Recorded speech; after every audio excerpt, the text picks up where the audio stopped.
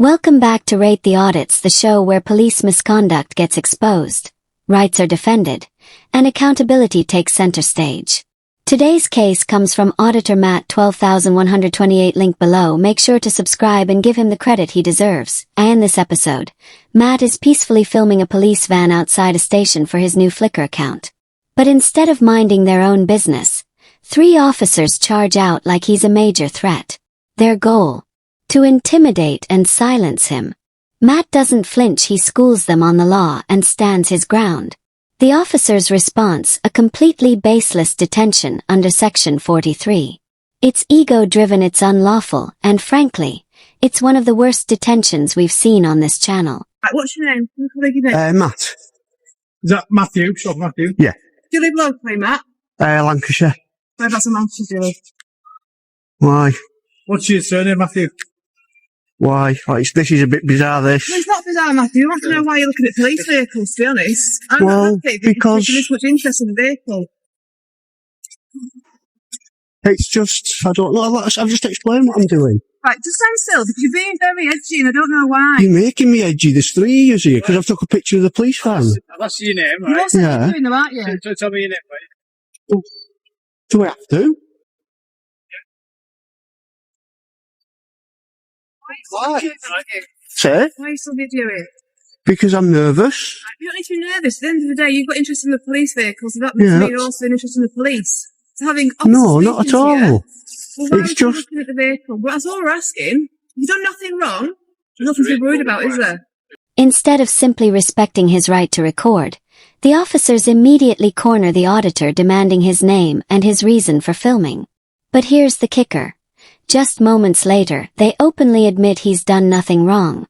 Filming from a public space, especially something as ordinary as a parked police van, is entirely lawful. Their questions weren't investigative, they were fishing, grasping for a justification that never existed. And the moment they said, "You've done nothing wrong," their entire approach collapsed. If no crime was committed, why the pressure? The truth is simple. This wasn't about law enforcement, it was about control. What we see here is not just bad policing, but a blatant disregard for accountability and the public's rights. I've told you I'm just putting them on to upload to Flickr. Because it's not just a picture from afar. You spent specific time looking around the vehicle at the front and specifically in the cab of the vehicle, and that to me... I've only got a few pictures. I'm just getting the right ones. I'm not... Videos of the whole thing. I've been watching you. I've had to come downstairs. Yeah, it's just a video, and there's YouTube as well. But why? Why not? There's no reason why not, is there? Why specific interest in that vehicle? It's not just that one. I just said I'm going to go and get the others, all the other marked vehicles and pictures and stuff. Okay, but to us, to see why that might be of a concern, that someone's taking about vehicles and police transportation. I'll be honest with Great. you, I'm concerned about your actions and your behaviour. Because you're very, like I say, you're very sort of defensive and very sort of... I've got 3 police people stood here. 1, Yeah, 2, just 3. chatting to you, Matt. That's why I'm nervous. Chatting. The officers claim that the auditor is being too defensive, collapses under even the slightest scrutiny. He isn't defensive without cause, he's responding to the very real pressure of being boxed in by 3 authority figures posturing for dominance over a completely lawful act. When uniformed officers surround a lone civilian, the power imbalance is overwhelming. To then twist his calm, reasoned response as defensiveness is nothing short of gaslighting. This is a classic tactic. Provoke a reaction, then weaponize that reaction as grounds for escalation. What we're seeing here isn't policing with fairness or restraint, it's intimidation dressed up as procedure. Instead of de-escalating, they corner him, heighten the tension, and then shift the blame onto their target. That's not just bad practice. It's manipulative, it's unprofessional, and it strips public trust from the very institution they claim to represent. It's Yeah. just a conversation. Right, well, yeah, it's like I say, just pictures for Flickr. Right, so can you give a colleague your details then? So it protects you at the end of the day, doesn't it? Because if anything ever does come of it, or we've got any concerns, we can say we spoke Nothing's going to come of it. I'm not doing that. I'm just taking some Right, but you pictures. also need to understand that people don't always tell the police the truth. Yeah? Especially if they have something to hide or something they don't want to know about. So if that's not the case, then by all means help us to help you rectify that. Yes? If you're saying you've done nothing wrong, I'm not saying that you have. I'm just asking you the questions of what you're actually doing. You do Right. nothing wrong. You've got nothing to hide. There'll be no reason why you aren't happy to pass your details to my colleagues so we can make sure who you are. Yeah? The officer's line essentially, if you've got nothing to hide, you should be happy to give your details, is a textbook abuse of authority. It flips the burden of proof onto the citizen, undermining the very foundation of British law. In the UK, no one is required to prove their innocence or hand over personal details without reasonable suspicion of a crime. What makes it worse is the manipulative framing. This isn't a reasonable inquiry, it's guilt-tripping in uniform. Refusing to disclose personal information doesn't signal wrongdoing. It signals the exercising of a legal right. In public, that right is absolute unless backed by lawful grounds. By pushing the narrative that withholding details is suspicious, the officer isn't just making a mistake, he's either dangerously misinformed or deliberately disregarding the law. Either way, it's a betrayal of public trust. That makes sense, doesn't it? That's a rational request. That's not about being scared of police or anything like Yeah, that. but I know, but I just don't want my details putting in the system. It's not about No one- police, it's just us making a note so we know who you are. We need to know who people are on a daily basis, don't we? Yeah, but I don't want to be on the system though. I said, You're not going to go... whatever. It's just a person. You give me details every single day of the week. What's that? Yeah, if they're like under suspicion of up to no good. It's not about that. You need to understand that the point to pay people by asking these questions. Yeah? And you're not really giving us an answer. I have done. I'll give you an answer straight away. We've got any details so we can verify it all. That's all we're asking. I've told you what I'm doing though. Right, but I'm not happy with what you're saying, Matthew. Great. To be honest. So I have to give them the details then. I'm asking you politely to give me colleague details, yeah? The auditor made himself perfectly clear. He was taking a photo of the police van for his Flickr account. A simple, lawful, and harmless activity. Yet the officer brushed that aside, dismissing it as not a proper answer and doubling down on her demand for personal details. Here's the problem: police powers aren't dictated by feelings. They're bound by law. The auditor gave a reasonable explanation.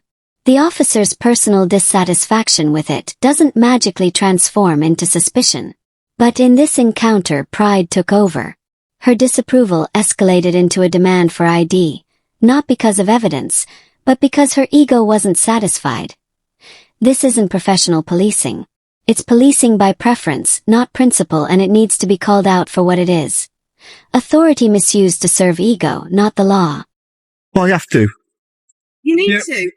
Right, I tell you what, we'll search you under Section 43. Section 43, the most abused, Counter-terrorism. the most abused section there is. Section 43 of the Counter- You do know that's an unlawful. I'm not going anywhere. You do know that's an unlawful arrest. Search you, it's not arrest. It's an unlawful arrest. I'm not arresting It's you. an unlawful detainment. Detained for the purpose It's an unlawful detainment. of Terrorism Act. And Okay. you will learn that this is not a crime. Okay. This is not a crime. So you're officially detaining me. The auditor calmly asks the most basic lawful question: do I have to provide my details? Instead of answering, the officer jumps straight to detention under anti-terror powers. No suspicion laid out. No threat identified. No hostile behavior. Just a peaceful man with a camera. Section 43 of the Terrorism Act is crystal clear. It's only to be used when an officer reasonably suspects someone of involvement in terrorism. Yet time and again, we see it twisted into a blunt instrument to extract ID from people who are simply exercising their rights. The numbers speak for themselves. According to the Home Office, in the year ending March 2023, there were roughly 166 stop and searches under Section 43 across England and Wales. Out of those, only 29 arrests were made for terrorism-related offences. That's less than 3%, a glaring statistic that shows just how often this power is deployed without solid grounds. What happened here isn't an isolated mistake. It's part of a pattern of misuse where rights are overridden, suspicion is manufactured, and accountability is nowhere to be found. To the purpose of Right, could I just get your collar number and your name? the search? So this collar there, 1639, 2408, And your names? 90. No, you don't have my name, not under counter-terrorism. I don't think so. I'll be investigating this if you do not tell me your name. Counter-terrorism, you only need a collar number. Collar number. I'm not a terrorist though. I'm taking pictures of the police search vehicles. is under terrorism legislation. Grounds for the search, Therefore, as I've explained, okay? Your furtive nature. So your PC 1639 and your name is please. No. You need to state your name. No, don't. You do need to state your name. It's not an argument. We don't need Right. to, and you're not getting it. You're 1639. So you're all going to back him up 2190. when he's in the wrong. Under Pace Code A and standard policing practice, even when acting under Section 43 of the Terrorism Act 2000, officers are still expected to properly identify themselves. That means giving their name, collar number, station, and the grounds for the search. And let's be clear, Code H of Pace, which governs terrorism-related detentions, doesn't cancel out that duty of transparency. Unless we're talking about extreme or covert operations, there is no excuse. In normal public encounters like this one, providing a collar number and name isn't optional. It's a basic safeguard.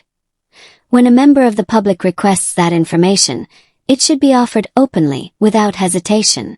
To resist, dodge, or refuse isn't just unprofessional, it undermines accountability and strips legitimacy from the very powers the officers are trying to wield. Right, is there a sergeant about, please? Nope. Right, I am requesting a sergeant because this is unlawful. This is unlawful. I'll turn it off. I will turn it off. Let me turn it off. What are you doing again now? I know, I'm allowed If you're going to to. be doing that, you've got to expect that we are going to ask questions as to why you're doing it. We need to keep the public Yeah, I understand that. You've got to ask questions as to why I'm doing it. safe. That's what we do. We serve the public and we keep them safe. What's your Okay, current address, Matthew? You could pause that now. You're going to give that, yeah? Right, happy. All right, well, I'd rather not give that then. Right, okay. That's a big keys, isn't it? So I can ask you, Matthew, to not to do this anymore. I'm allowed to do it. You've searched me. You've unlawfully searched me. It has been well, we'll find out about You've that. been video, you've been nice as pie and understanding. As soon as you're back on your video, you're starting to be... Because I was detained. Because I was detained. No. I'm not shouting. I'm not swearing. I'm just arguing my case. That's all I'm doing. Once the Section 43 search was over and nothing suspicious, nothing illegal was found, exactly as expected, the legal justification for interfering with the auditor's activity evaporated. That should have been the end of it. But instead of accepting they were wrong, one officer pushed further, asking, "Can I ask you not to do this anymore? That's not policing. That's an attempt to control." The auditor's response was spot on. "I can do it, and you've searched me." Being searched doesn't strip away your rights. It doesn't give officers the power to dictate which lawful activities a citizen can or cannot continue. The officers had their chance to investigate. They came up empty. And at that point, the only proper conclusion should have been a clear apology, not a veiled warning. This wasn't about law. It was about authority trying to save face. And it's exactly why accountability matters. You say I'm being cheeky, but all I'm doing is arguing my case. I don't mean to come across as cheeky, but... You're an edited view, aren't you? Because it's not a... No, I will start it from the very start till when you arrested me or detained me. You're going to publicise Matthew. All I'm saying is, the reason why we've stopped and spoken today is an issue of public safety. So that's all you need Right, to understand. well, I will state it's unlawful, and I think you'll find out very soon that it was. All three of you have acted unlawful, and I'm going to continue to film all the vehicles. Am I allowed to do that, or is that against the law? Is it against the law to do that? No, it's not, is it?